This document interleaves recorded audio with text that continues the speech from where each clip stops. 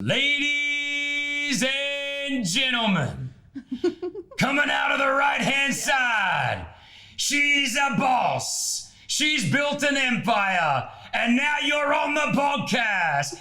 It's With Love, Mona!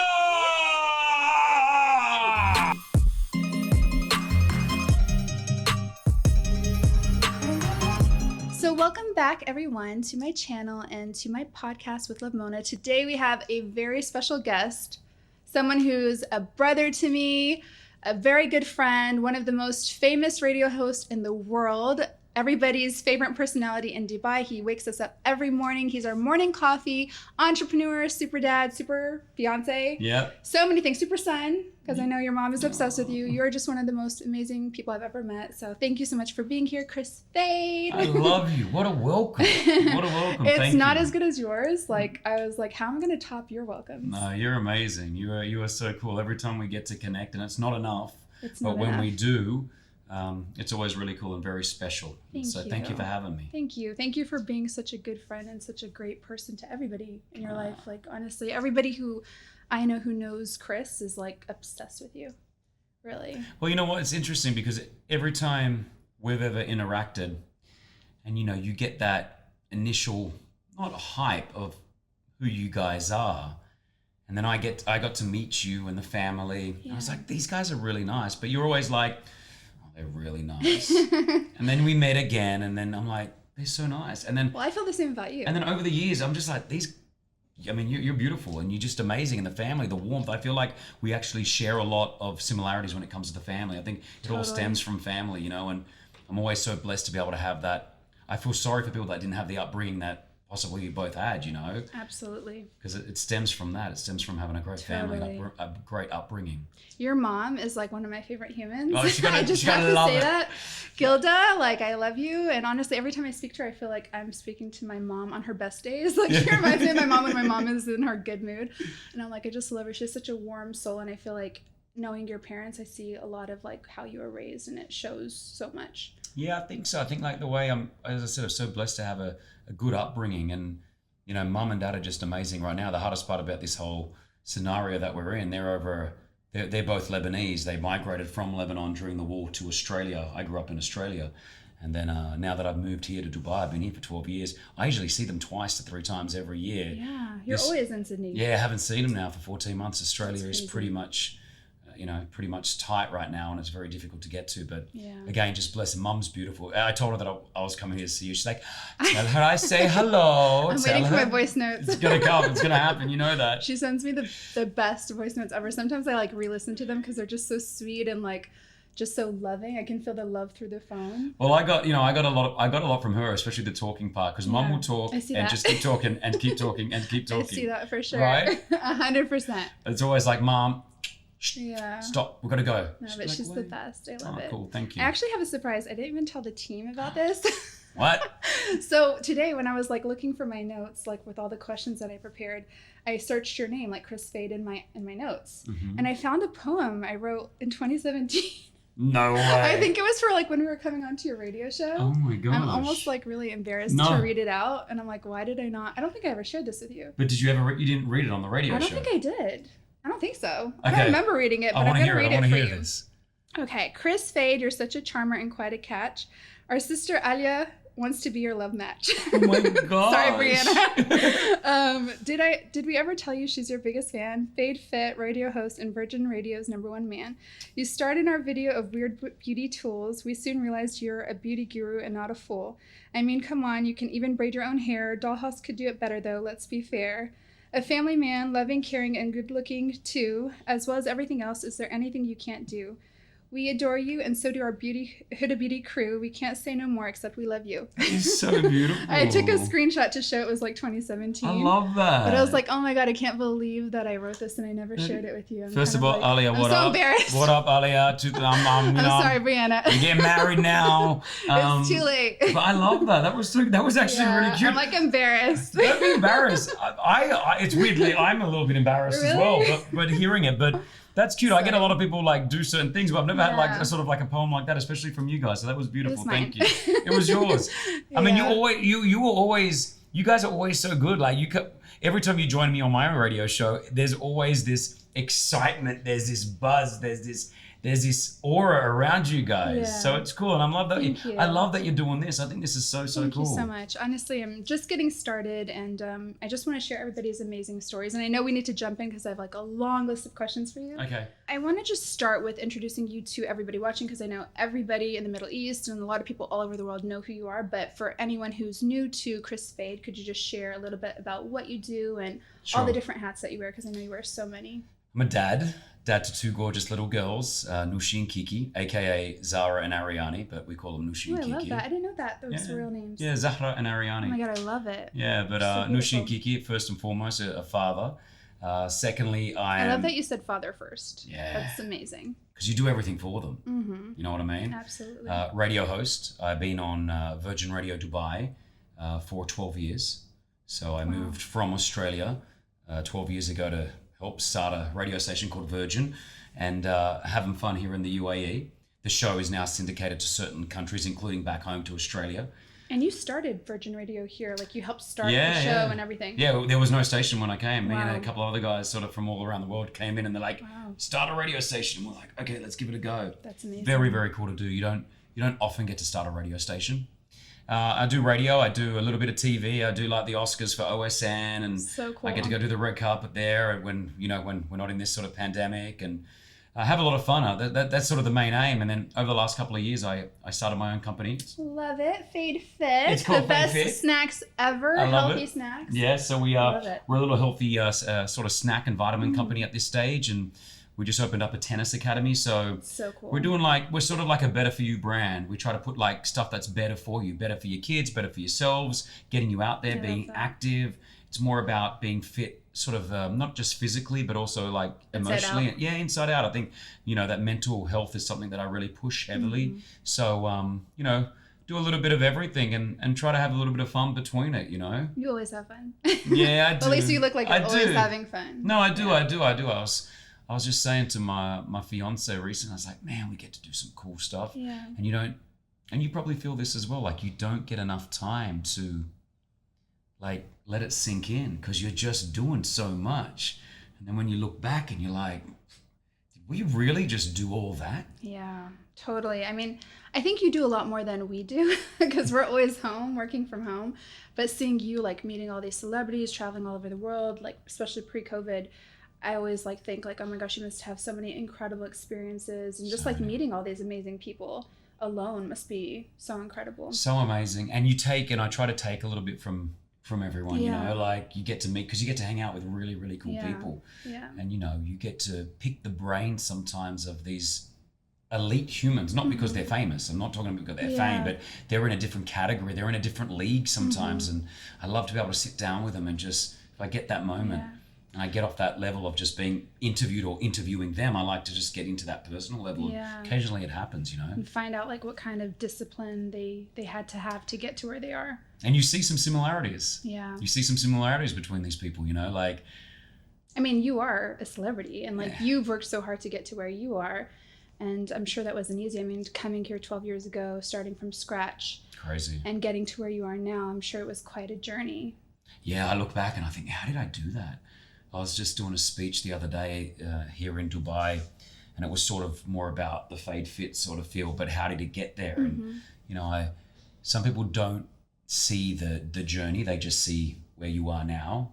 And that brings jealousy and a bit of hate and a little bit of like, oh, look at this guy getting all, but they don't, once you tell them the story, very similar to what you guys have done, it's sort of like, I moved to the UAE 12 years ago. I had at that time $3,500 in my bank account. That was it. Wow. And that crazy. $3,500 came from the family because I got married and we had I met this woman who's the mother of my children, which we are divorced. But as a going away present, as a wedding present, everyone just chucked in cash because they knew that we were coming to Dubai, right? Yeah. So, we packed our bags knowing absolutely no one to this job that I wasn't sure of. And, came to Dubai to say, hey, like, let's start this. And, I look back now and I think, man, I came here with $3,500 into my name. That's all I had. I didn't know anyone. And, 12 years later, life is different, not just the money side of it. So brave. but just everything. And, you know, I think it's important that we look back and see, you know, where you came from and where you're going. And, you know, maybe in 10 years time, I'll look back at, you know, this moment even and be like, wow, you know. I'm sure both of us will. Inshallah. Yeah. Let's see. I mean, I picture really huge things for both of us. I know you are definitely one of the most hardworking people I know. You're always talking about 5 a.m. club. You actually get up at like, what, 4:20? 4:20, yeah. 4:20. Nice number, by the way. 4:20. We get up. It's funny. I get up. I don't know. I chose that number now, like it just sticks. But yeah, 4:20 is the time I get up. I've been getting up at that time for like 11 years. That's amazing. And I was talking about it to a friend of mine just yesterday, actually, because I was saying it takes a toll on you physically and mentally, and I don't know how much longer I can sustain that 4:20 a.m. wake up call, because it's hard and you don't ever get used to it. You know, and some people come and do it. They do it for a week or two and they're like, oh, it's already good. It's fine. I'm like, give it 6 months to see how your body reacts to it. Yeah. I mean, pre-COVID, I used to wake up at like 5:45. Now I wake up a bit later because my day starts a little bit later because I don't have to travel to work and everything. Sure. But yeah, I cannot imagine 4:20. That's really early. Yeah, like 5:45, 6 o'clock is actually, it's good. Like it's normality. Your body understands what's going on. It feels good to wake up at that time. Your body can react better, getting that morning sun in. But I remember speaking to a doctor and they were saying, you know that, oh, I'm a night person, I'm a morning person. Yeah. Like that's legit. Is it? Yeah, like he was telling me that there is your DNA. There are some people function better at certain times of the day. Yeah. And I know for me, I think I was a night person. I was before too. Now I feel like I've completely transformed and now I can't even function at night. Like by 9 p.m. I'm no good. Done? Like ask me a question and I'll be like, what?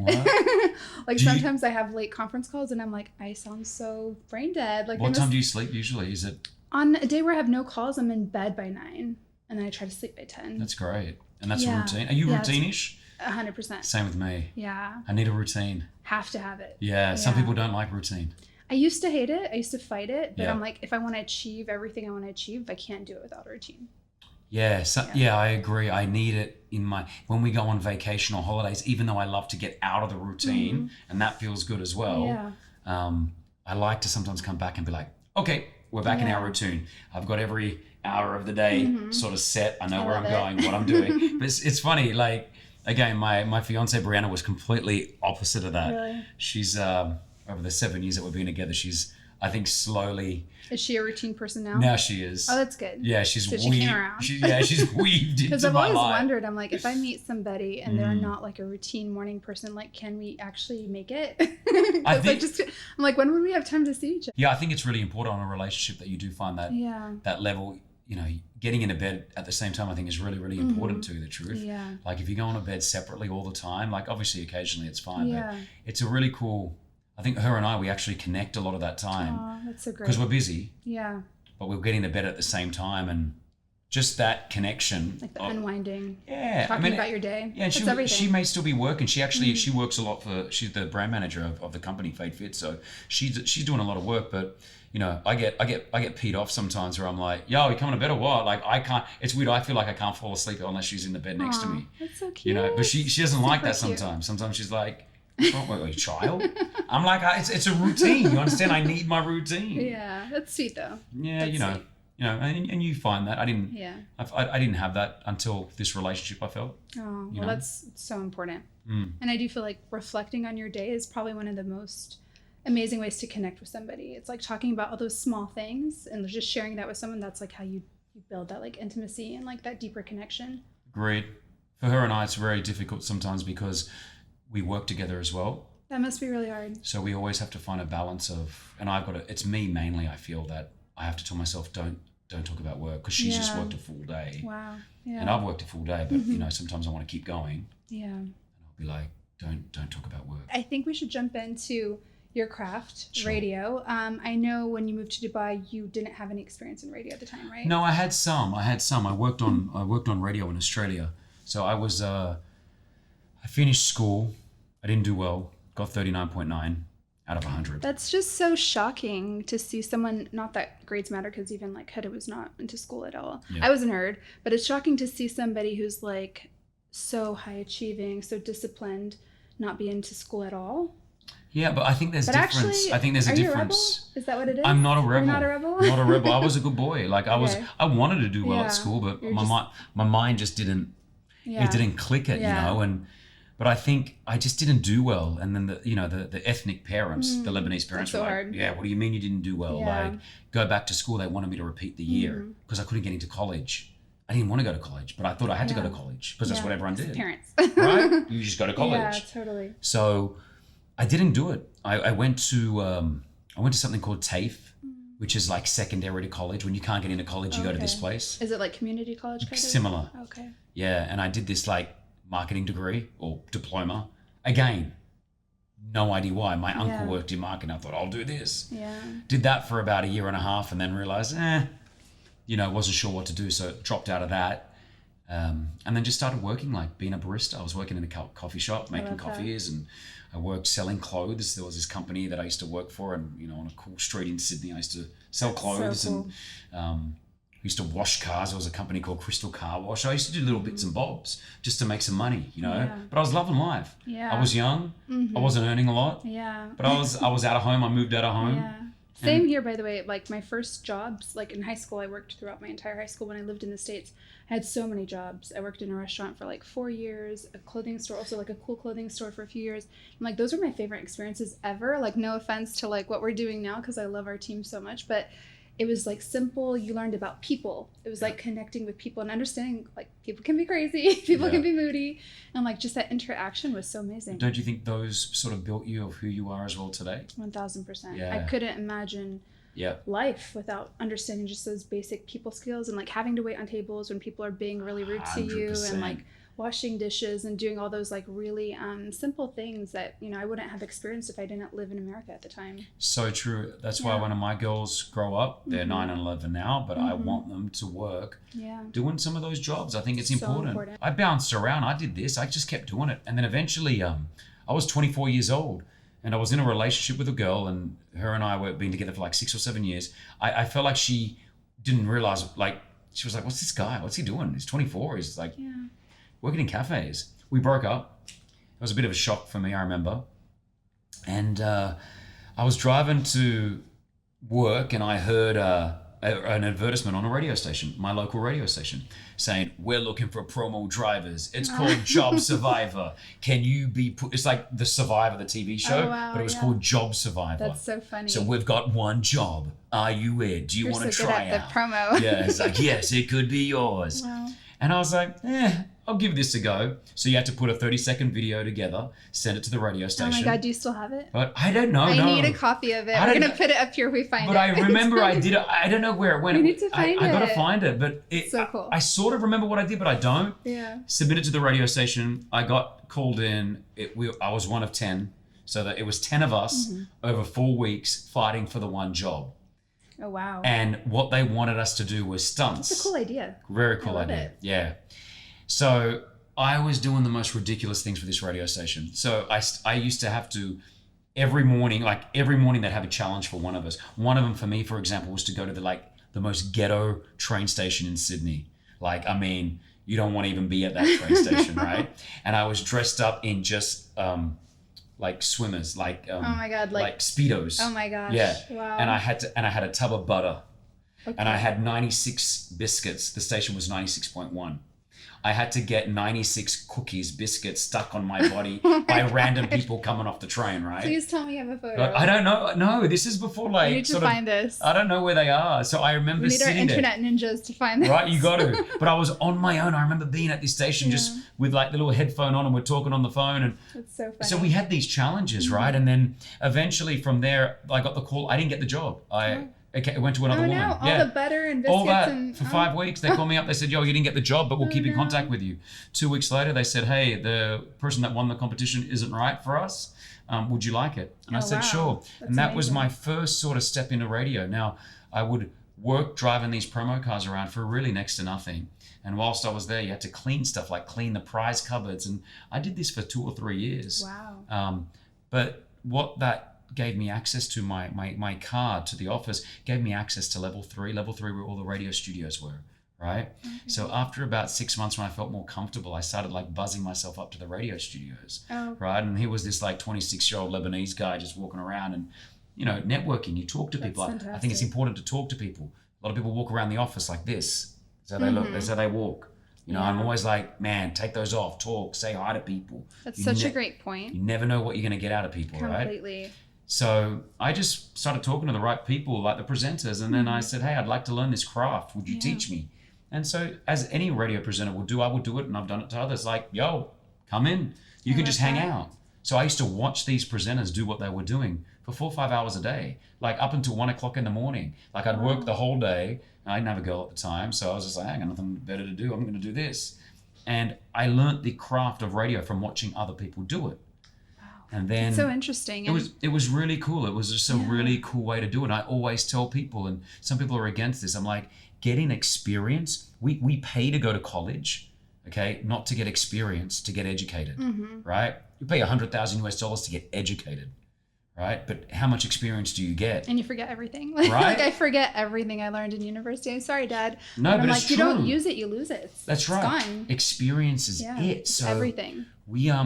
I started just learning, and then I started practicing on my own, like not going out on radio, just practicing to do the Edge 96.1. It's, you know, da-da-da. And after a while, a boss came in, the current boss. It's funny, we had a boss there. The boss said to me, I'm never going to put you on the radio, man, so just stop. Right? Why? Was he like, did you just feel like you weren't the right fit, or? I don't know. I think it was I don't know. I really don't know to this time, but it's funny how the world works. It is. Because he said, I'm never going to put you on the radio. I said, okay, cool. So whatever. About 3 weeks later, he got fired. New boss comes in. All stars aligned. Yeah, it's crazy how it happened. He was. Well, I guess he really didn't know what he was doing. If he said that you didn't need to be on the radio, he didn't really know. And he got fired. He used to do. Not only was he the boss, he was also doing the daytime show. So this new guy came in. His name's Charlie Fox, legend, mentor to me, and he just for some reason clicked him. He's like, "What's your name?" And I told him, and we connected. He's like, "You should be on the radio." He gave me his shift. Wow. Right? And then 3 weeks later, he was working at Blockbuster Video when Blockbuster was a thing. Oh. And I walked in and I saw him behind the counter. And it was the most awkward moment of my life. I remember This is the guy who the boss said, that got fired, okay. He was at Blockbuster. I had taken his job on the radio. Wow. And maybe that's what it was. Maybe he was threatened by you. Maybe. Yeah. So that was my first step into radio. And I did that for like 4 years. And after 4 years on Sydney radio, it was really cool. You know, there was an opportunity to come to Dubai to start Virgin Radio. And I took it. I thought to myself, why not? Like, this is in 12 years, you've like built it into something so crazy, so big. Such a the number one radio show in the region. Yeah, the station alone, Virgin Radio, is like the biggest station in the region. The show, you know, according to the surveys, is number one, and that's amazing. It's so cool. Like, it's something very special what we have. It's a team. It's a team effort. Honestly, great. It's so your team is amazing. I love all of you. We're such a special team. And you're team. such a great, like, I feel like every single one of you complement each other. It's so funny. Which like, is going rare. in there is just like, it's a show in itself. Like, even with the radio off and cameras off, it's like, I could just be entertained watching you. Yeah, it's like we're all little characters, but it's rare on radio. Radio is very ego. A lot of people, as radio presenters, you have your own ego. Yeah. A lot of egos usually clash. And what we have at Virgin Radio is so cool. Like, it's so special. There are no egos. We really are sort of just a family, which is, again, I tell the other presenters, especially the younger ones, I'm like, guys, you know, what we have here right now is really, really special. And in years to come, we'll always look back at this time on Virgin and be like, wow, this was great. I think it comes from like that great family dynamic. Like when you have good family values yourself, you kind of bring it to your team. True. And probably, I'm sure it has a lot to do with your upbringing of just like uniting people together, not competing with each other, but supporting each other to build something bigger than yourself. Yeah, I think, and then you look at the end picture, like that's what it's all about. And as you get older, you realize that health is all you need. So all these little worries that you used to argue about, or like, you know, you're like, it's not worth it. Totally. You know, 100%. Bite my tongue sometimes and be like, it's not worth it. Yeah. You know? For people watching who want to get into radio, Yep. could you share like 3 to 5 tips of like what you think you should do to kind of work on Sure. your skills? Because I do think it takes a very special skill. Like even the times we come onto your show, I'm always like, oh my God, I don't know what to say. I get all nervous and flustered. Like it's intimidating, especially Sure. being live. Yeah, but I mean, you guys do a great job. But with radio, so Charlie Fox, the mentor, the first thing that he said to me was never get into radio to be rich and famous. And don't ever try to be funny. What? Yep. Don't. But you're so funny. Yeah, but don't try to be funny. Don't try and to. you're like, yeah, But that's so funny. But that was Like it was not the intention. And yeah, and that resonated with me. It was like, yo, because you don't want to try to do something. You want it to be you. So you have to, if you don't want to get on the radio and tell your entire life, do not get in on it. right? Wow. Do not get in on it. You need to have to share every bit of your life, right? That's so the that you look at the biggest shows in the world. That's what they do, and it becomes like a show within a show. Like people are listening to the characters. Like, oh my gosh! Even my co-host Pretty Malik, her husband was going to propose to her in another way. I called him up.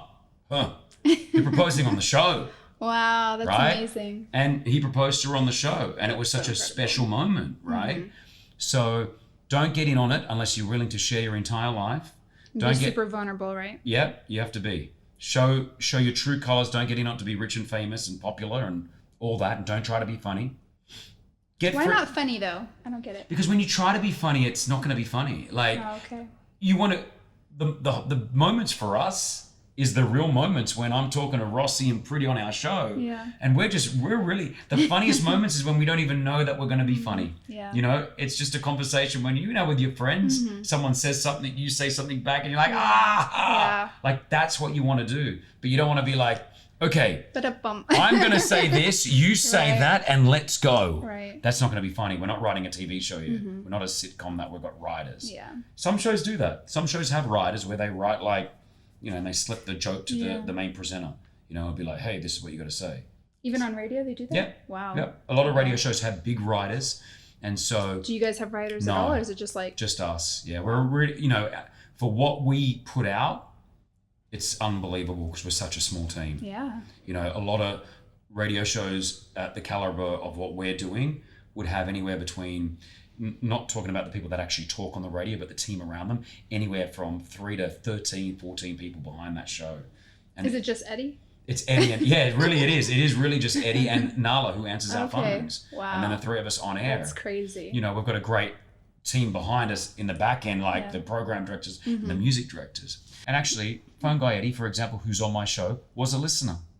Was a complete listener. What? Yeah, he was just a listener on the show. So he didn't start with you guys? No, he was a listener. Oh, wow. Lived in Sharjah, used to call the show. Wow. And I said, I'm looking for someone to do the gossip, help us do the gossip report before Pretty. Wow, that's so surprising. This guy that's called amazing. up and he was great. And that's so funny. There's another guy called A2L again. He was an engineer, huge fan of radio, just wanted to learn radio. He used to drive in from Sharjah. Sharjah to Dubai is about an hour drive, right? Wow. He would work during the day, at night would drive that hour, would sit in a studio with us, learn just radio. He did it for a year and a half. It's dedication. After about a year and a half, an opening came up in the radio station. We gave it to him. He's now working on Virgin Radio Oman. Wow. So he worked for Virgin Radio for about 3 years, and then he's got his own show right now in Oman under our umbrella. I love that. And this came from work experience. He still worked during the day because some of the youngers and some people are like, oh yeah, this is horrible. Kris Fade, an article was written about it, like Kris Fade wants you to work for him for free. It's not because I want to use you. I actually want you to use me. Absolutely. Because it's more work for you to have interns or people who don't know what they're doing around and you have to teach them. I completely agree with you. And it's so funny because Huda worked for free for the entire beginning of her career. And I did too when I became self-employed. I was doing PR at the time, PR and business consulting. 75% of my work was free. Right. The other 25% was like to help pay my bills. But like I did as much as I could. I would fill up as many clients as possible. And to be honest, I miss that. I miss just giving people free advice and like consulting, because that's when your brain is like working the most and you're learning the most and you're challenged. So I think that's the best advice ever. Like if I want, even with my business, which we've just launched, obviously we're in stores, but a lot of my business now I want to rely on online. Like I would love to come to you, and I know that Let's do come to you sometimes. We need to meet again. It's been a while. But like you guys know what to do when it comes online. So I will come, and if someone said to me, even I'm this radio guy that earns a good amount of money and does all this, I would pay to sit in your office and just watch what you guys do from an online perspective. Because guess what I'll do with that? I'll take what I've just learned from you guys and I'll implement into my company. Yeah. Right? You're never too old, you're never too experienced to learn new things. And that's the biggest advice that I give to anyone wanting to get into radio, especially. It's like, come and try to learn the craft. And unfortunately, you can't sometimes go to the biggest radio station in the world. You can't go to the biggest radio station in your country. If you're in LA, you can't go straight to Kiss FM. You can't go to Z100 in New York straight away. You can't go to Capital in London. You can't go to Virgin Radio in Dubai. Go and look at the smaller radio stations. and see if you can get your foot in there. You know, there's a reason why I live in Dubai right now. I would love to live in home in Australia, be next to my mum and dad, be next to my family, my brother, my sisters. But, you know, you've got to go to that. You've got to go sometimes for your work. And that's what brought me here, you know, so you've got to give up sometimes to get it back. I love everything you said. I think the experience stood out to me the most, and also being vulnerable, because when I started my channel and decided to really show another side of myself, I realized I had to be more vulnerable. And I've never been a vulnerable person. Like, I've always been very guarded and everything. So I really had to work on that with my therapist. I was like, I don't know why I hate being vulnerable. And it's been a nice journey. And I've realized, like, that's the only way you can connect. So even you speaking about your divorce, sharing your stories, sharing those, like, really, those times that made you feel super insecure and harder times, I think that's the best times to share with people. So I love that. So do you have any voice tips for people if they're going to go into radio, or even if they're going to go, like, do a talk somewhere? Like, do you do jumping jacks before you go on stage? What do you do? No, just being prepared is pretty important, because, you know, a lot of the times your voice will be nervous, especially if you're not doing this for the first time. So you get on there going a little bit, but own the stage, own the moment. How do you do that, though? Like, what if you are nervous? It's fine to be nervous. It's fine to be nervous. But you need to understand, someone hit me up on Instagram just yesterday, said the same thing. I feel so confident, but if I'm in a crowd of more than 5 people, I get nervous. And I said, what I like to do sometimes is I will always tell myself that these people that are sitting in front of me, most of them couldn't be on this stage. And that just makes me feel a little bit more comfortable. That takes guts. Yeah, 95% of the people here wouldn't be able to do what I'm just about to do. And that sort of helps me out a little bit. But it's experience. It's like being a pilot. Yeah. You got to get your hours up. The first couple of times is going to be horrible. Do you remember your first radio show? Yeah, and you keep records of them. I don't have them now, but I remember listening back to someone absolutely horrible. Like, even that boss that put me on the radio, I'm like, funny. How did you put me on the radio? I sounded horrible. Really? Yeah, just horrible. It's hard to believe. No, it was so different. Like, I was shouty. I was more of that, hey, because you get on the radio, instantly you want to be like, hey, it's Virgin Radio 104.4. Like, how do you do that? But you become this, like, what does a radio like animated? Yeah. Like, and the best thing you got to do is just be yourself. So when it comes to your voice, I didn't always sound like this. I actually used to have a lisp. Really? Up until the age I feel like I kind of have one too. Yeah, I used to talk like that. Yeah. Like, how'd you get rid of it? Any tips? An uncle said to me, just remember to put your tongue behind your teeth. So I started to just emulate that. I don't think you really have a lisp. Ever since I got my veneers, I have a tiny lisp. So weird. It comes out sometimes. You don't hear it though. Really? Okay. I'm gonna try. You don't hear it. Put my tongue behind my teeth. Yeah, but just remember that. Like, but it still gets it will hit me every so often. Yeah. And as soon as it does, Rossi and Pretty, my co-hosts, always go, ha! Like, they love it when it comes out, right? Aww. But with your voice, just be you, be relaxed, breathe. And just talk, like. I'm like remembering to breathe right now. Breathe. It's breathing. Breathing is the biggest thing that we forget to do, even when you're not on the radio. Breathing is so. I just interviewed Wim Hof. Do you know Wim Hof? I love him. I watch his videos. I've never met him, but I love him. I was just with him for 30 minutes the other day on Zoom, and wow, that's so cool. Just knowing the breathing technique and how we forget to breathe. I always forget to breathe, right? Especially during the day, like while I'm working and I'm on emails. I'm like, I actually remember I haven't like taken in a deep breath in like 10 minutes. Yeah, you're doing these. Yeah. Even now, I've got this. I'm like, how am I alive? I wear this thing called a Whoop. I don't know if you know what this is. I've seen those. Right? Yeah. And so it tracks sort of your breathing. Wow, right? That's cool. Especially at night. That would probably give me more anxiety. It does. Like, I don't breathe. It does. It gives me anxiety because I look and I go like, how many disturbances did I get last night? Why did my pulse go down that low? My breathing wasn't really good. But it does make me just realize that breathing is something that I forget to do sometimes. Yeah. So now I try to, and when we're talking on the radio, we sit, but occasionally if it's a more extensive break, like we're talking for a longer period of time, or there's more energy in that break, I will stand up just so I can open up myself a little bit more. But just be real. And there are also vocal coaches that you can go to and they'll just teach you. I didn't take that. Again, I think mine's just come do a class with experience. But I feel like you should do it. I don't know. I don't know. Even if it's just like on an IG live or an IGTV video, I would take that class. It's really? Yeah. It's just more about, you don't need it. You talk well, but you just want to be confident with what you're saying. Anyone can. You just want to know that you own your ish, own your words. Like, and I think a lot of us get on that stage, and or that radio, and they're like, yeah. I feel like I've been programmed by my mom, because ever since I was a really small little girl, I think around the age of 3 to 7, I was in beauty pageants. And she's always like, sit like this, be really soft-spoken, don't speak too loud. Like, if I'd speak too loud as a child, she'd be like, no, you're a lady. And I'm like, I've been programmed to, like, be so soft that, like, when I even speak loudly, I'm like, who am I? Like, I don't feel like I recognize myself. So it's weird. You can to break that cycle. You can break that. And, I mean, if anyone, you just got to do it yourself. Yeah. But, yeah, when you're conditioned as a child, 100%, that's what you said that our mums are similar. My mum was pretty much... Sounds like that. Really? My mum put my 2 older sisters into something like finishing school. June Daly Watkins from memory, and it was that. It was how to sit at a table. I mean, my sisters right now completely rebelled against that. Like, good for them. Yeah, and that's one thing that I've learned now as a parent is I don't tell my kids what I want them to do in that essence of. So important. I think it's really important, and some people don't agree with that. I've got. One thing is my daughters came to me and they said, Dad, can we get a tattoo when we get older? And I said, do what you want. I said, they hurt. You can't get them off. And but it's up to you. Now, that's so great. The reason why I say that, and I always say this, is my father growing up had 2 tattoos and he still got them. And he hates them. He hated them. Oh no, what are they?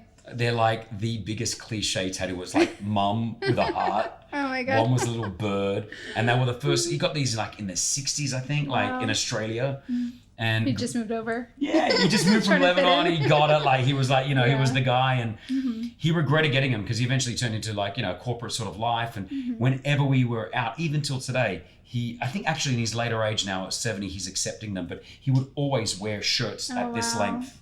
Right? And then he always implied into us, don't ever get tattoos. If you guys get tattoos or your ears pierced, you're getting kicked out of the house. Wow. Like that's how it was.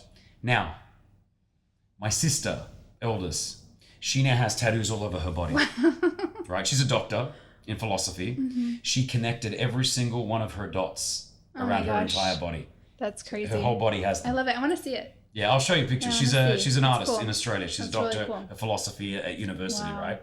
Is she the one who has the TV show? No, my brother, who's on a TV show now called Gogglebox, he's tattooed from here to here and his entire arm. So they like totally rebelled. Yep. I've half my back, down my seam. I'm all Do you here. really? Yeah, I've just got like, all this, all this, all this, my leg, like...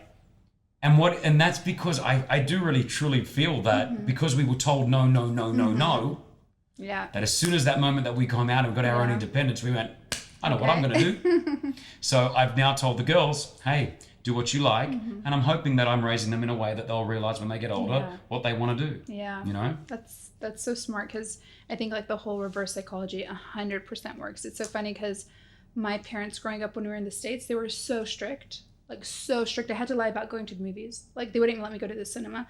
So we rebelled a lot. I used to party. I used to do things I shouldn't have been doing. And at the age of like 14, 15, 16. No, they didn't know. They had no clue. I was such a good liar at the time. Wow. Like, I was sneaky. Like, was it you? Me and Huda, you guys together would pair up and go do this? Yeah, we'd pair up. And at the time, she's actually with Kris. So she'd go do her thing with Kris. And I was like out partying as a 15, 16-year-old, which is crazy. Yep. As soon as I moved to Dubai, my dad was like, tell me everything. Let me be your BFF. And I told him everything. I came clean.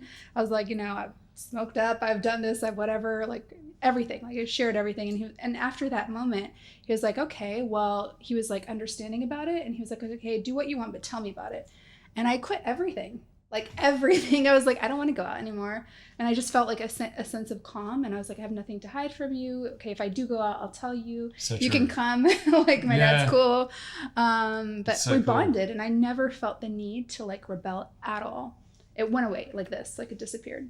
Yeah, which I think that's a big thing when it comes to rebelling against things is because you can't do them. Yeah. But when you can do them, you don't want to do them. Completely. Right? Completely. So cool. Yeah. I'd love to dig into your new entrepreneurial life. Sure. Because you started Fade Fit, in 2016 was it? Or 2017? Yeah, as actually a company, like as having my general trading license was only 16 months ago. Oh my gosh. Yeah. Wow, okay. Yeah, so it was pretty crazy. It's all crazy. very new. So new, and I'm learning it. And from going from something that I know so well, radio, and Yeah. feeling like I know everything, not everything, but I know a lot in Yeah. it. I'm now starting again. Well, you've been there for over a decade. Yeah. So I feel like by 10 years, you kind of like become an expert in your field. Yeah, I understand And now you're that. starting something completely new. Totally vulnerable, totally Yeah. new. I go into meetings now with these guys who understand the food and beverage sort of business. I don't. It's a whole new world, I don't right? pretend that I know what I initially, when I started, I wanted to pretend that I knew what I was talking about, Mhm. and I realized just don't do that. Yeah. I took the same method of what I took into radio, That's just so be brilliant. real. Mm-hmm. So Ask I would, lots of questions, And even if they yep. sound stupid. Yep, and I would tell them. Yeah. I would tell them straight out, like, "Hey, I'm new to this. I'm a Mhm. radio guy. Yeah. This is all new. This sort of stuff." But it's been amazing. It started, this brand Fade Fit started, and it's really important that I push this message across because I used to be 128 kilos. I used to be I know very, you've very shared fat. a lot of your throwback photos. Yeah. I have to say they inspired me. I'm tempted to do the same for me because I also like yo-yoed so many times. But it really inspires me that you always share I them, think and it's like it's such an inspiration. 100%. Yeah. Like even now, I'm at 101 kilos. I don't know the difference in pounds. I know that Mm-hmm. you guys. It's not. I would like to be about 5 or 6 kilos lighter right now. Same COVID. Yeah, COVID weight. right? I got that COVID weight on. It's true. It's so annoying. it's- I like got to such a good place before COVID, And you and I both have gyms at home, I but know. it's Well. still not. It's there's something about COVID. we that, know we're not gonna like go on to a like holiday and Yeah, beach, right? I'm not going anywhere, so I some may time. as well just Be happy. But I put on a bunch of weight.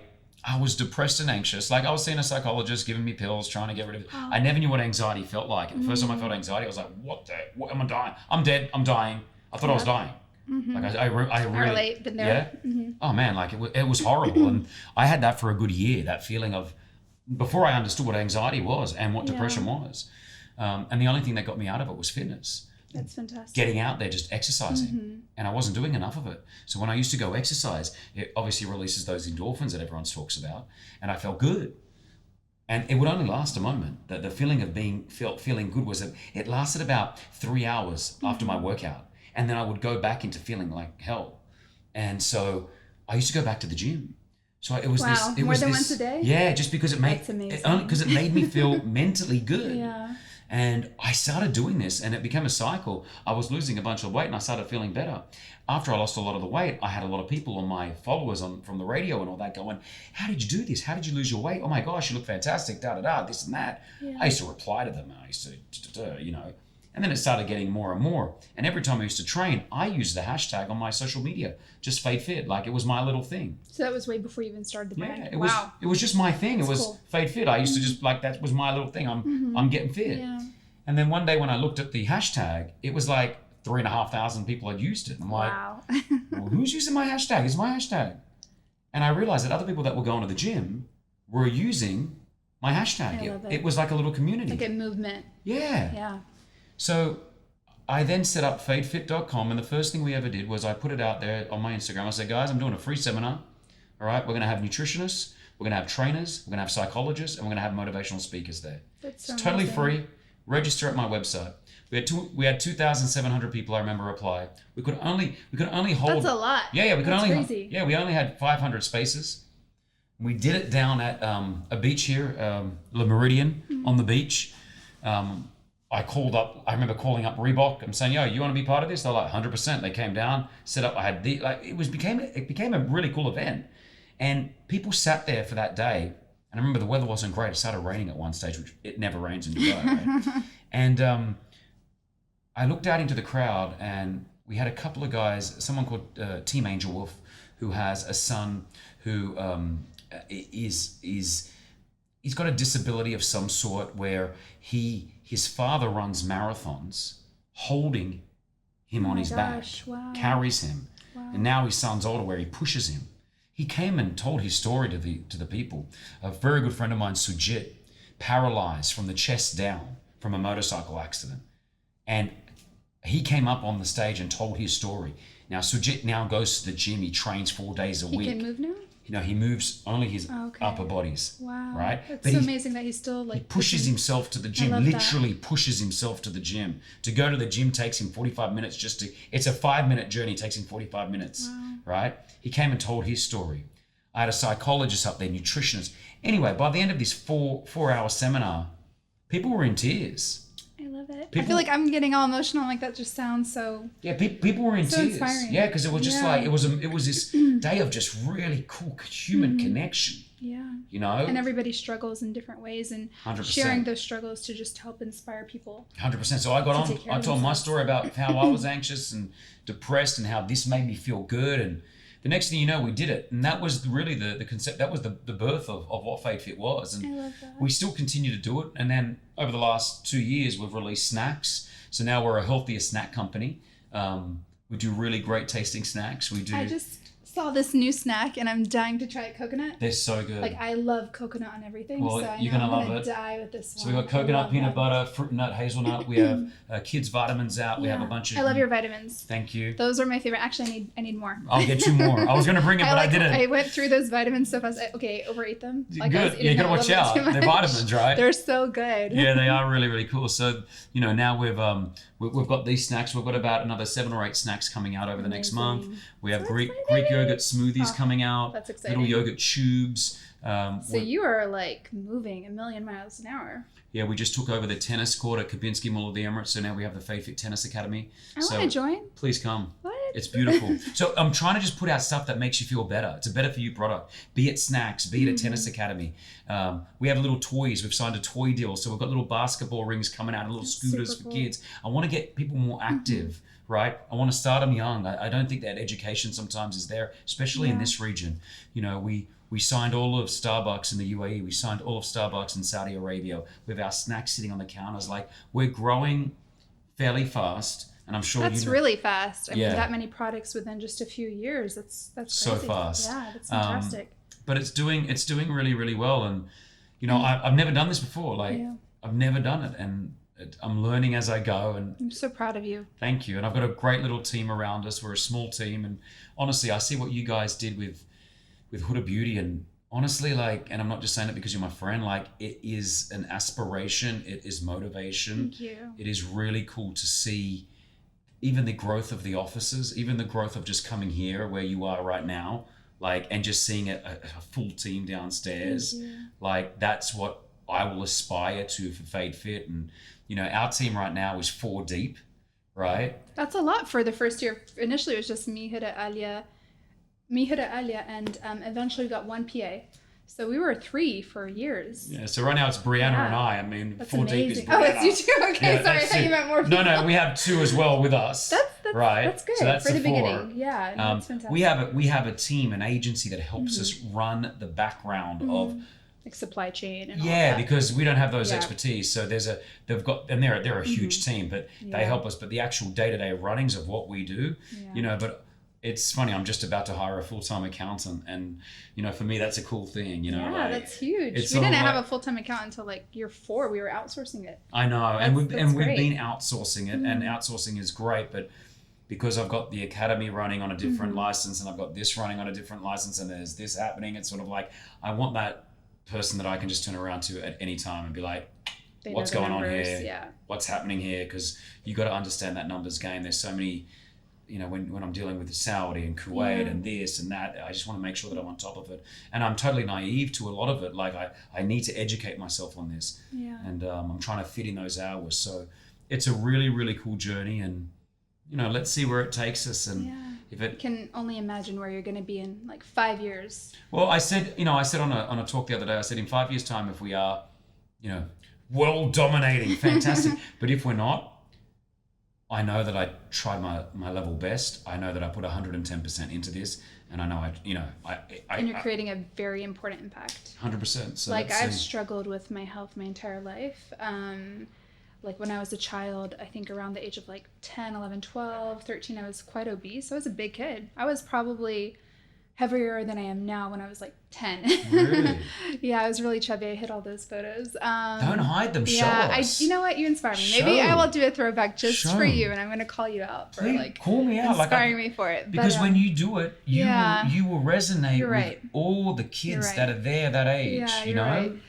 Yeah, so I started getting into health at 14, but I did it all the wrong ways. Yeah. And I can maybe do a talk with your community because I'd love to chat I would because I was love like that. into diet pills. I used to just starve myself and exercise off of like the energy of diet pills for like years, and it was so bad for me. And then I went through so many cycles. Now I feel like since 2018 I've finally been in a good place where I'm like, I just want health, balance, like real health. I don't care about how I look. I just want to like be healthy inside out, up here, there, everywhere. That is so important that you said that. One of the key pillars of Fade Fit is to be healthy, but it's not to be guns out, six packed, but ass out at a beach. It's to be two things: mentally healthy and heart healthy. Your heart is the most important thing. If you don't get, 50% of people that have heart attacks die. I learned that recently. That's 50% of people that have crazy. high heart attacks will die, right? And it's so important that this is healthy. Now, you can go to any gym in this country or any other countries. You can see a guy or a girl who looks physically fit. Not guaranteeing all of them, but a lot of their insides are not doing well because how they're maintaining their health. Yeah. Be it a substance that they're using, be it how they're eating, be it this diet, that diet, too much meat, cholesterol high. So we push, and what I push is health. I own a fitness company now. You know how important that is for me now to make sure that I look physically fit. I can't get onto a stage like this like, hello everyone. It's like you can't do that. So my main ambition now is just to remain healthy. I want to be healthy. I want to go to a doctor, him take my blood out and look at it and go, hey mate, you're looking really good. All your levels are great.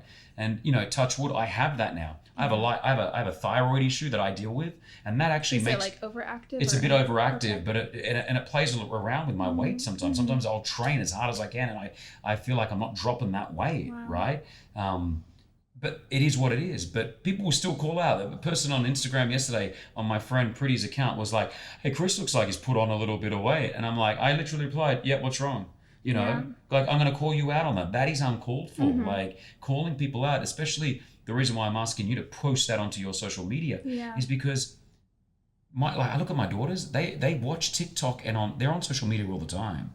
They are so conscious of it at the age of 11 and 9. It's crazy. Like it didn't start for me till I was 14. But I can't imagine seeing that, like seeing what children see now. They're seeing like Charlie D'Amelio, who's amazing, but she's this super skinny, gorgeous, young, flawless, and my girls look at Charlie like everything. Wow. And I have to tell them both, like, girls, like, no matter how you look, and your children, your body will develop. When you get to those ages of 16, 17, 18, your body will fill out or it will go in or whatever. So don't stress. But I've had to have that conversation at their age. I never thought at the age of 9 and 11 I'd have to have that conversation with my girls. Young. No, that's so young. And I think it's so important to have the conversations, but also to let them know that it's all about health, and also having that perfect body will never give you happiness. Like, so true. That's not going to get you to be happy. You have to be happy before it, with it, without it.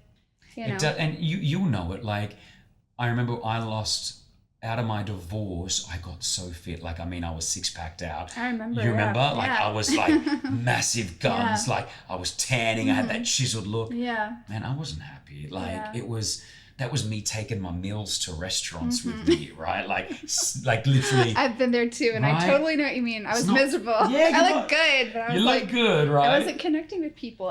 That's why now I've put on some weight and everything, but I'm like, you know what? I'm happy. I'm balanced. We look good. And I want to be balanced. I'm all about balance. Like, if I have to sacrifice my happiness to be like, have a not six pack, but like to look super fit, then I'd rather just be a little bit more curvy and balanced. Yeah, and I think happy. and A, you look fantastic, and B, you're in the limelight, so you would get people say, "Oh, you've put on a bit of weight. Oh my gosh, what?"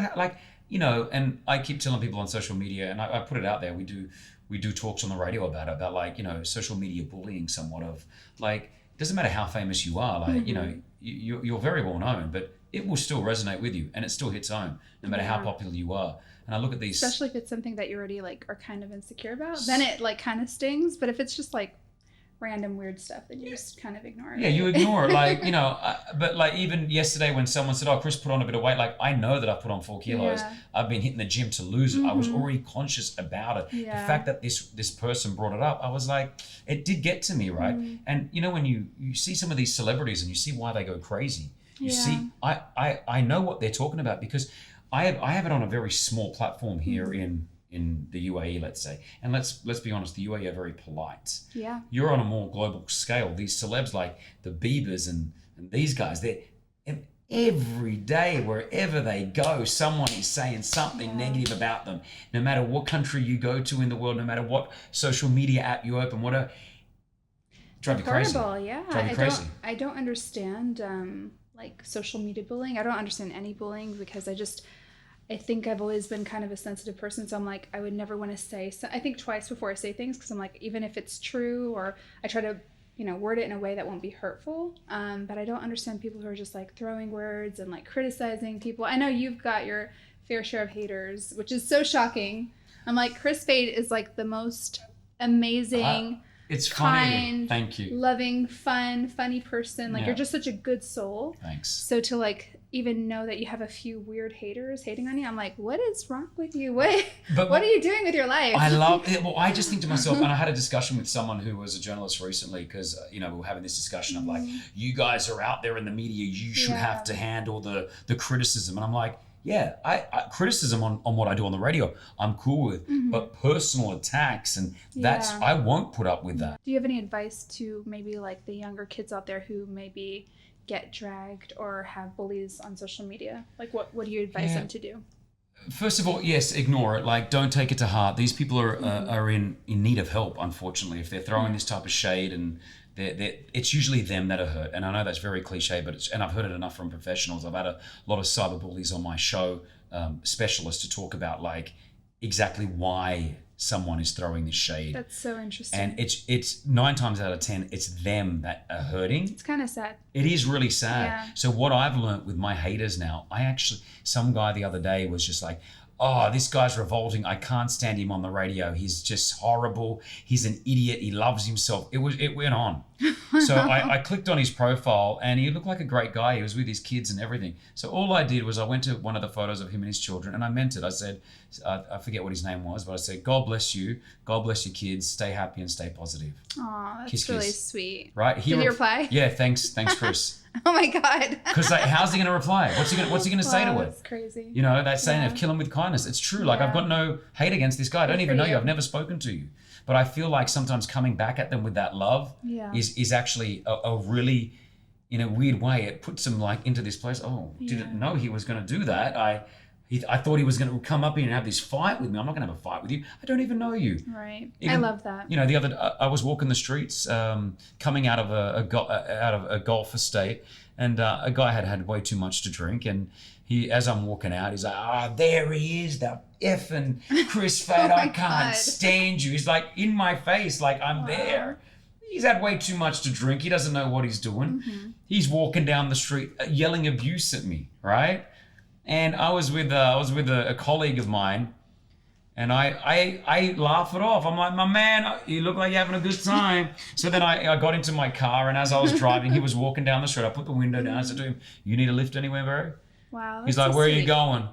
I said, where do you need to go? Did you take him? No, I didn't take him. I was like, I didn't take him because then his mates came in and were like, we've got him, Kris. It's okay. We've got him. But I'm like, it's just, you have to do that. If you go back at them with hate, it's never going to do it. And I spoke to my daughters about it. I said to the girls, I go, Daddy, people know Daddy in this country. And when you go to school, sometimes people may say something and they've already got it from some of their classmates. Like, your dad's not funny. Your dad's not even cool on the radio. Now, where are they getting that from? They're getting that from the parents. The parents are saying that. Their kids are hearing that, right? That's so sad. It's pretty sad. Noor gets that too. Like, I don't have children, but no, of course you Noor gets that. And I was always like very surprised because then the moms see Huda and they're so nice to her. 100%. It's just like, okay, but your daughter is like saying that you're talking crap about me at home. And it's just very strange. It comes from the parents. So Kiki came to me one day and she said, oh yeah, this kid said that you're not funny and you're really bad on the radio. And I said, baby, that's fine.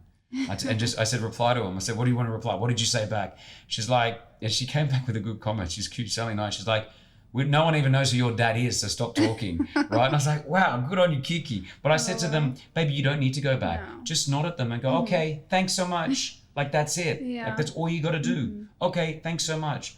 And that's it. So, kill them with kindness or just ignore. Like, but don't, they want that response. They want you to get negative and get dirty with them. They want their 5 seconds of fame of having an argument with Kris Fade or Huda or Mona or whoever it is, or even if you're you're just at school and they want to have an argument with you so they can talk to their other friends. I had an argument. Did you see it? So just let it be. I completely agree with you. I love that. I do want to go back to your brand because there's so many questions. I'd love to know if you have made any mistakes yet that you've learned from that you can share with everybody watching. I know I have a whole book of mistakes that I've made, and I still continue to make new ones all the time. But I'm just wondering, in this short period that you have so far, what's the biggest lesson that you've learned? I didn't look at contracts well enough. That was one of my top mistakes. Right? Too. High five on that then. Oh my God, that is the worst mistake and the most painful mistake. It's because you're so excited. And everybody does it. You're so Every new entrepreneur does it. Everybody I speak to, they're like, that's the same thing they say. Yeah, it's again, because you're so excited. It's just all happening. You're you may not have the best lawyer in the world You don't think either. worst case scenario. Yeah. You just think best case. You're So we got ourselves at one stage of the company, we're only new, we got ourselves into a rolling contract. You just couldn't get out of it. It was really difficult to get out of. We didn't realize that until we wanted to get out of it. And we're like, oh, hold on a second. Then I'm like, who looked over the contract? They're like, you looked over the contract. You're like, don't trust me, I'm not a lawyer. Yeah, and I'm like, again, we're such a small team. It's not like there's 25 people that we're looking at. It was it's me going to Brianna, well, did you look at it? She's like, I gave it to you. I said, did we have the lawyer look at it? Yeah, but he didn't. I'm like, and it's like a foreign language. So I still, hard. after all these years, when I read legal contracts, I'm like, I don't understand. I just got a headache. I cannot. I get contracts. I don't even look. I don't want to look at them. I've now found someone that I trust well enough to look at the contract. So that was probably one of the biggest mistakes, and that's one of the biggest things you need to look at. Yeah. No matter how small you are or where you are on your journey, get that contract looked at, simplify it if you possibly can. Especially the larger corporations that you want to deal with. Their contracts come in like this, and that's why you sign it right away. I feel like it's a tactic. You're like, let me give you this chapter. It's so true. And you're like, what is this? Who am I? Which part am I? Am I this part or am I that part? Who am I? You get lost. Completely. So that's one of the biggest lessons I've learned. Patience. You have a tattoo of that, right? Because I believe that you need to be patient. It's there were so many things that we executed way too quickly. Even packaging, I look at some of our early packaging, and how do we even let that go? It happens. But we did that too. It's I think in the initial stages, you're just you're so happy that you're just creating something. Yeah. Where now I think, Hood has always been very critical, but now I'm teaching myself to always ask myself, could it be improved? Yeah. If so, what? And just keep going until you feel like you're in a really good place. Yeah, and that's where we are. We're still a baby. You're babies. We're a baby. We're gonna make 100%. I even look at our peanut butter flavor right now, which I absolutely love. But we got it, and I don't like the white on it. It's too hard to read for me. You see that? So we're gonna bring that out. We've already, and I missed it. We missed it.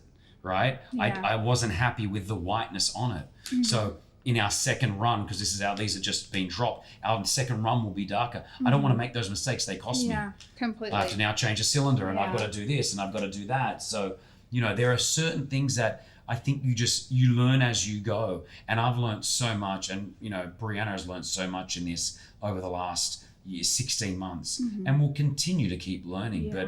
But, just those two ones of being patient and just not, there's no reason why it has to come out in March. It could come out in July. Yeah. If it means it's going to be better. Yes. And bigger that way, it's definitely better to wait. And I'm sure with you get pushed. We want it. No, we need to get it out now. And then you're like, oh my gosh, we've got to get, and hold on a second. If it's out in 3 months, is it really going to make that much of a difference? And I think that's what we're learning, and that's what I'm learning right now. Yeah. Be patient. Read our contracts, and they're the two biggest things. And surround yourself with good people, and that takes a while. I'm sure you guys went through people that you really trust, and then you realize, I don't know about that. So find good people. I feel like now where we are, we have a really good, solid, trustworthy team. I'm pretty straight out with people. I will tell you how I feel. That's amazing. Yeah, I will saves a lot of time. Yep, I will not BS, and some people take that as not offense. Mm-hmm. But it's just that's, even coming up here, there's a lift, and, they said, do you want to take the lift? I was like, no, I don't want to take the lift. Well, you sure? I said, no, I want to take the stairs. Yeah. And being I felt super direct. It was just I just don't want to go into a lift right now. I want to walk up the stairs, but I'm not going to be like, well, I'll get into the lift for you. And some people don't like that approach, but I feel like it does really just It's so important, especially in business. Like I think it's important even outside of business, but with business, and having a team, like just being super honest with each other is going to save so much time, and it will just make you trust each other more.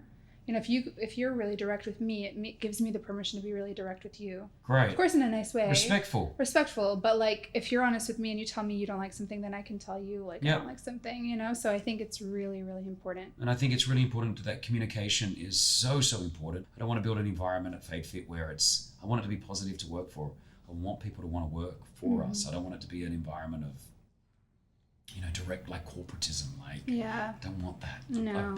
I've been, and I've worked in environments like that, and it's not fun. It completely takes away the passion and I think the life out of your team. Yeah. And I think we try to do the same thing at Head of Beauty and everything else that we do. It's like we try to keep it very informal but professional. Yep. And scrappy and like a family environment. I feel like then you feel excited to go to work. You're not like feeling like you're with colleagues. It's like these are your family members. And if people are just performing and they're getting the job done, that's all you need, right? Like, it's not like, did you get here at 9? Why were you not here? Yeah. Like if you're getting the job done and you're doing it to a beyond, I'm cool with it. Yeah. I don't care what you do. I think you have to treat your team like they are bosses themselves, and then they will be bosses themselves. If you babysit them, if you try to micromanage them, if you try to like you said, like pay attention to these details that don't really matter, it's like then they're going to feel like employees, and you don't want employees, you want bosses. The word you just said, micromanaging, is so important because nothing's worse. Nothing is worse than having someone micromanage. Oh God. And I also think there's nothing worse than micromanaging someone. I'm like, no, it shouldn't be that way. But that's a control freak, and you got to watch out because and I'm also a bit of a control, like I'm a controlling type of person, so I have to tell myself as well, like take a step back. Like let it go. People make mistakes. Yeah, unless it's a point where I know it's going to cost me money later on, I will just let it do its thing, and I try to actually stay out of the picture. Yeah. And I think micromanaging is you said it right. You're employing someone because you want their expertise. That's why they're being part of your team. Right. So if I employ an IT manager, I have no idea about IT. Whoever I employed, you are it. You are the guy that's going to take us. You are the woman that's going to take us from here to here. Do it. So I'm learning, man. Hopefully one day, we're doing this in 2 years' time and you're telling me, what did you learn? And I'll tell you another list of things that I've learned. We will. We're going to do it again. I would love to talk, because I know you mentioned so much about like your passion for Dubai and how it's inspired you. Have you seen any of your inspiration from Dubai like come into life with Fade Fit? I would not be doing what I'm doing if it wasn't for this city. This city is like... Preach. Same here. Yeah, right? Honestly. Same here. Yeah. Never be able to do what we do here. This city is... it's got so much vision. Not only to see how it's grown for me in the last 12 years. I came here when the Burj Khalifa was like 3/4 built. It wasn't even there. There was no Dubai Mall, the world's biggest mall. None of that was here. Like I remember driving into Sand. I'm like, why are they building the tallest tower in the world here in the middle of nowhere? Wow. And now you see, like, so to see the vision of how they do things, to see how quick and fast paced they do it, to see how they refuse to say no. They will always push themselves forward. I see them be able to execute something that would take other cities years. They get it done in months. Yeah. And that's how I feel sometimes my career's gone. That I just keep pushing, and to be able to create a company, to be able to work on the radio, to be able to do all this is because of this city. You've got to have the drive and the initiative and the vision of doing it. But there's no better city in the world. They say America's the land of opportunity, right? Like I really do feel that the UAE and Dubai is the land of... Dubai's taken over. Right? Completely. And some people say, like, do you get paid to promote Dubai? And I'm like, no. Yeah. This is from my heart. Like, this is what the city has done for me. Yeah. What I've done for the city, I feel like I get it back 10 times more. People tell me, oh, you're the voice of Dubai. You're what wakes me in the morning. You give this place energy on the way to work. And I'm like, well, guess what? This city is my voice. It gave me the energy to do. So this city is like, and again, everyone's here to make their dreams. Contacts are so cool. Like networking is so important, but you meet people and the next thing you know, it's like they're willing to help. Yeah. You know, it's weird. The amount of time that I've spent in LA, and I love LA. Brianna, my fiance, is originally from there. And, you know, one day I'd love to be able to just chill in LA for a while, right?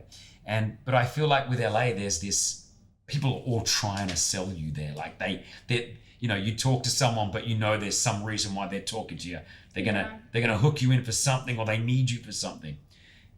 And that's not a bad thing. But I feel like here in Dubai, people are just wanting to talk to you, just be cool with. And There's hey, so much like friendliness and hospitality, and like there's just like that need for connection. Like I feel like here people need that human connection more than anywhere else, because like it's in our blood almost. Yeah, and a lot of us long it because we're not with our friends or family, so we want that human connection. Mm-hmm. But what I was saying is, like, I find like Dubai people will be like, oh, Kris is doing this snack company. I actually know someone that could actually help him. Mm-hmm. Hey, Kris, I know the CEO of XYZ company. I reckon your snacks would be really cool there. Do you want to do it? And I'll be like, yeah, 100%. You're like, where's the catch? Yeah, but there is no catch. Yeah. They just want to see you do well. Yeah, I love that. And I find there's a lot of that in Dubai. That's true. Right? I completely agree with you there. Like, I feel like because everybody is kind of, like you said, I think it's the new land of opportunity, and everybody's trying to make it. Everybody's trying to build themselves. And I think people are just a lot kinder and nicer too. Yeah. So, yeah, I find it very inspiring. And me and Huda are always chatting. We're always saying like Dubai is a startup itself. Yeah. It's always evolving. So it's scrappy. It's like family. It's high standards, but it's kind of like there is some sort of like informality to it. It's just like this startup. It's such. I love that. I didn't think of it like that, but you're so true. You both are right. Dubai is a startup, and that's why there's so much startup coming out of it too, because we're all like, we want to be a part of like building something together. I mean, to see what you guys created out of here is crazy. You guys are getting referenced on like US TV shows, right? Like, you know, sitcoms are quoting what you guys are doing. Like, that's crazy. And I think you guys are also, for a lot of the startups now, look what they did. We can do the same thing. You're gonna make me blush. No, but it's true, because when you see that, when you see, you know, like a brand out of the Middle East make it globally, and you know that it's possible. You know, you know that there's a, you know, you'll be what Michael Jordan was, you know, for some kids. Like, you know, you see greatness there, and that gives them the ability of like, well, I could do that. Yeah. And then 20 years later, now they're playing in the NBA because of what Michael Jordan did. Huda Beauty will be the same for what some companies are starting up right now, or in 5 years, and being able to see, well, they did it, and look how they're doing it. You know. I hope so. We're always, you know, me and Huda, whenever we go into like our deep conversations about life and meaning and like why are we still working so hard, and we're always like, we're doing it for the kids, like the younger girls who like really need a role model to say, okay, you don't need to like depend on a man, depend on your dad, depend on your husband. And you also don't need a lot of money. Like, you don't need to come from a wealthy family. Like, we completely started with like $6,000, working our butts off. So yeah, it's really to inspire. And I think you're doing the same thing, you know, for your community and for everything that you're doing. It's the same thing. Like, I think you're going to build something huge out of Fade Fit. And I love that it's a mission, not just a product. Yeah, it's not brand, and telling a story is so important. And, you know, what a lot of the bigger companies who we're up against, you would have been up against them at some stage. You know, the thing that they lack sometimes is telling a story and brand equity of like what we stand for. And that's one thing that I really, really push on the back of these, and the back of every product. It says wholesome snack is important to me, but has to be also tasty. Together for me and my daughters, we made this for you. So cute. You know, Kris Fade, and that's true. Like, my daughters and I and Brianna, we sit there together with our snacks, and we're like, well, what do we like? Let's try this, let's try that. Then it's that story of wanting to push forward. So yeah, Dubai is, I love Dubai. I love Dubai. Me too. Do you see yourself being here for like the next 5 years and like beyond? If you told me 5 years ago would I be here in 5 years, I would have said no, and I'm still here. I came here for 2 years, like so many of us. Wow. I came here for 2 years, it's been 12. I definitely see myself always having some part of myself here. Yeah. Be it on be it on 6 months of the year I'm here, 6 months of the year I'm somewhere else. Yeah. You know, I don't know, but for the time being, it's home, and it will continue to be home for me for the next few years, definitely. Yeah. What makes you happy? My daughters. I could have predicted that that answer. But my daughter's happy. Yeah, Like, seeing your daughter's happy. Yeah, when my daughters are happy, I'm happy. That's what you want to do it for. That is so sweet. How do you unwind? I don't. You don't? Oh my God, Kris, that's horrible. Go to the gym. You have to unwind. Go to the gym. Really? You don't unwind at bedtime? Yeah, but I'm on my phone working or I'm being on Instagram or whatever it is. Okay, that's got to change. We're going to talk after this. Breathe. I mean, yeah, yes. I get told I should be doing yoga, meditate, do this. It's Have you tried journaling? No, I can't. Oh my God. I don't read. It's okay. You don't have to read it later. Just write it. Write it? Get it out. I even tried just voice note journaling. Just talking to voice notes and just get all the things in my head out. And it's been such a great experience. I just feel like I dump everything out there. It's good. I like that. I wonder if being on the radio every morning, that's sort of journaling as well, because I do tell a lot of my ish on the radio. That's great. Yeah, so maybe there's that. Maybe that's why you don't feel like you need to. No, I do need to sometimes. I know when my mind is full. Yeah, it's going crazy, right? Journal. But journal it. Be life-changing. Write it, handwrite it. You can. I mean, I type it usually because my writing is so bad. Same with me. And I can't spell. Yeah, same with me. So I either type it or just voice note it. Okay. Yeah, sometimes I write it, but I Good don't to know. like doing it. All right, journaling. There's no rules. Just do whatever you like. Okay, but I must put it in there. Yes.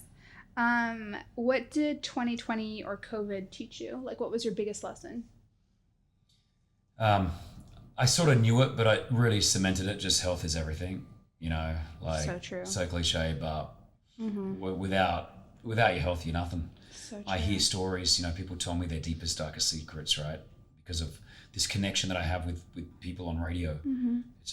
It's sort of like a one-way communicator. They hear so much about what we're doing. Mm-hmm. They form a relationship with us. We don't know them, but they feel like that we're family. So in my inbox, it's deep. I get told some deep stuff. Yeah. One day I want to release it without their names or any references, because I think it's a real eye opener to find out what other people are going through. I'm so intrigued. I want to go into your DMs now. I'll try to send you some without their names out of respect to them. Yeah, of course. But you start to hear how other people are living and what their issues are, and it really puts your life into perspective. Kind of grounds you, right? Oh my gosh, so much. Even now throughout this COVID period, I get stories of, there's a woman hitting me up right now.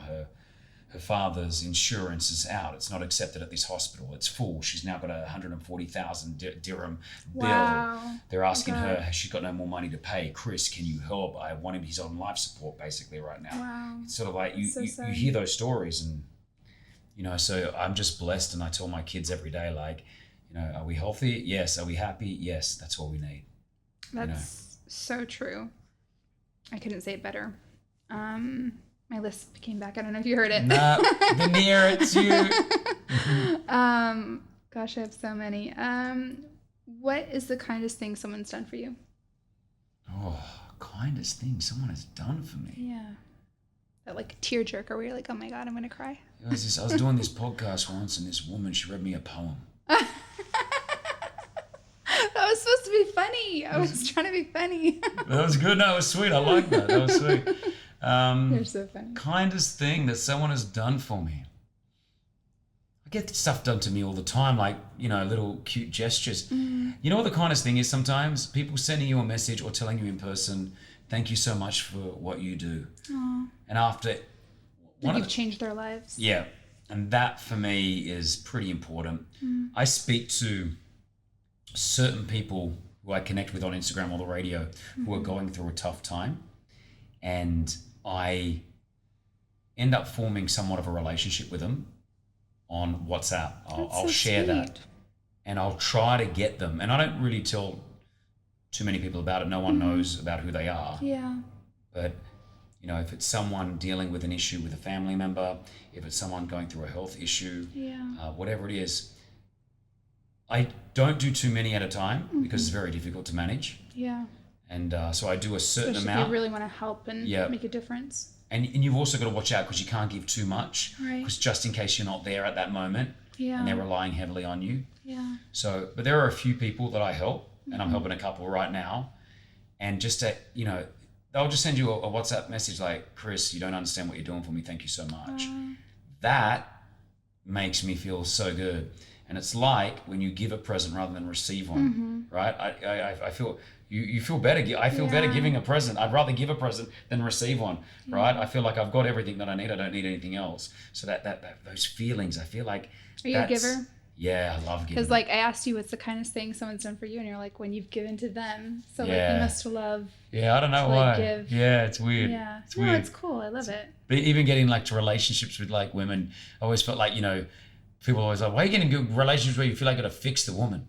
You know? It's like, I don't know. I used to do that too. Did you? I've stopped now. Gotta stop. Because I'm like, okay, I don't have time for that. But, can't fix, yeah. No. And then you can't always be the fixer. No. And you need someone to actually give you that support sometimes. But yeah, just the kindness of what people say to you. You know, when we're on the radio and at the end of the call, they're like, guys, can I just say, you make us feel so good. That's so sweet. You wake me up every morning. We love listening to you. Thank you so much. Like that, we all look at each other on the radio and be like, this is why you're doing it. That's why we do it. That's why we wake up at 4:20 every morning. I love that.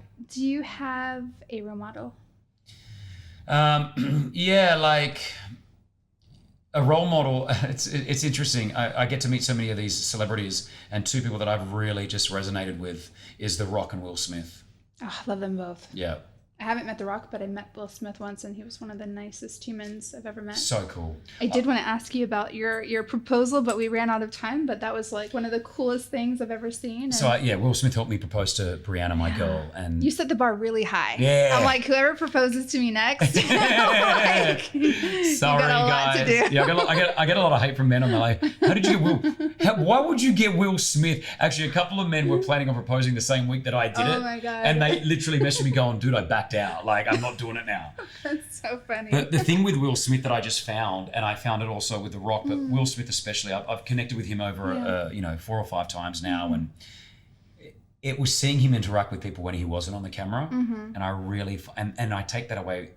It's things that I see him do that I'm like, this is why you're successful. Like you can see it. I remember being at a local mall here in Dubai. And there were no camera. He had just done this whole red carpet thing, and it was all this, media and all this. And Will was all like, like he was the man, right? Yeah. And then everyone left. It was like literally everyone left. He was at the back, one security guard. I was there, and the staff from the cinema just came up and they were like, "Mr. Smith, can I get a photo?" And the security guard were like, "Excuse me, no photos right now. No, now there's no one there. There's no one there." And I just watched him go, Hey, no, of course you can. So cute. And not only took the photo with these guys, interacted. Where are you from? So sweet. What's going on? And I was like, and I just remember being like, 5 feet away, just watching this going, man, that is so cool. And I've seen that with a few people. I saw that with The Rock. I saw that. I love him too. I heard he might be running for president. I hope so. Yes. I would proud vote. to be American again. I'm not even American, but I'd vote for him. I saw that with Hugh Jackman. Funny. Hugh Jackman, Wolverine. I saw the same thing. I saw these huge celebrities that didn't need to do what they were doing off camera, give the time to that individual, look them and have a real conversation with them when there was nothing for them. There was no benefit for them out of this. Yeah. And those are the role models that I want. Yeah. Those are the roles. That's where I like to make sure that if I meet a listener of my show or I meet someone who's a fan of me, I want to make sure that I give you that. Like I want human connection, right? And they're my role models that I look up to because I feel like they're doing everything right, and they're honest. With The Rock, before I interviewed him, I was in the room with him for about 15 minutes. He wasn't aware of, he was like around the corner, but I heard him interact with his team for 15 minutes. So I was hearing him talk to his assistant, his PA. I was hearing The Rock for real, not The Rock on camera. Right. And in my head, I was like, I wonder how he's going to be. Like, I want to hear how The Rock's going to be. It was just like cool. The respect that he gave to each person, the thought, the way that, and I thought, there's a reason why you see these successful people. Yeah. It's not just a, it's not a mistake. Yeah. Sat down with Kate Blanchett, who I love as an actress, and like just seeing her interact with her team, then giving us the time. Again, it's these A grade and these top grades that I see a habit with. I see the same thing with them. Yeah. It's the C, D grade celebs. That are like divas, entourage of 25 people. They want that, da-da-da. And you're like, you ain't going to do it. Right. You ain't going to do it. So true. Ed Sheeran, one of the greatest musicians of our time. We're interviewing him. They say Ed Sheeran's coming in for an interview. We're at the back of we're in a caravan, in a trailer waiting for him. You know, we're expecting a whole team to rock up. He just, I think I'm here for the interview. He just rocks up on his own. That's so cool. Sits with us. They told us we had 5 minutes. There's no one there with him. We sat there for 25 minutes with the guy. Wow. He's sitting there jamming along because we had a guitar in there. We left that place and we were like, he then got on stage for 20,000 people and just performed for him. And I'm like, is this guy legit real? So cool. So you start to see with these huge, successful, talented people, you see a pattern, you know, and just so like real authenticity. Yeah. And so for me, like when you talk about mentorship, it's about that. I just take it away from these guys, you know, I take it away. Gary V, another gentleman, like I connect with, I interview him off the radio. I was intrigued to see if he would be the same person that I see on Instagram. Yeah. Exactly the same. I love that. Gives me time. Every time I catch up with him, he gives me like 10 minutes to talk about the company. So where are we at? What are we doing? You know, and I'm like, you don't need to do that. So they're my mentors. I love that. It's so funny you mentioned Will Smith because I actually did meet him a few times. I fangirled. That was like the only time I ever fangirled in my life. Yeah. My friend knew him and we were all going out for dinner together and I was like, you have to take me. And we went out for dinner with him and it was him and a few other celebrities. I'm not going to mention who, but they were so rude and so obnoxious and they were not like only talking to each other and Will and disregarding all of us. And I remember Will went across the entire table, asked everybody their New Year's goals, asked them like what they're doing in life, like what's their name. And he made it a point to make everybody feel important and included where the other ones didn't. Not going to say who, but like, and I actually was fans of them too, but I was like, never again. After that.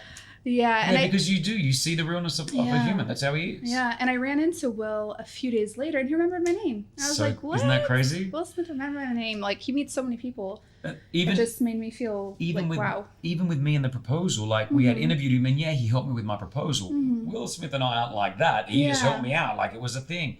2 years later, I'm in Paris doing a junket, interviewing him and Martin Lawrence. Wow. I'm just in this waiting room. Will walks in and is like, there's my man. Are we still good? Like wanting to know if we're still like married and what.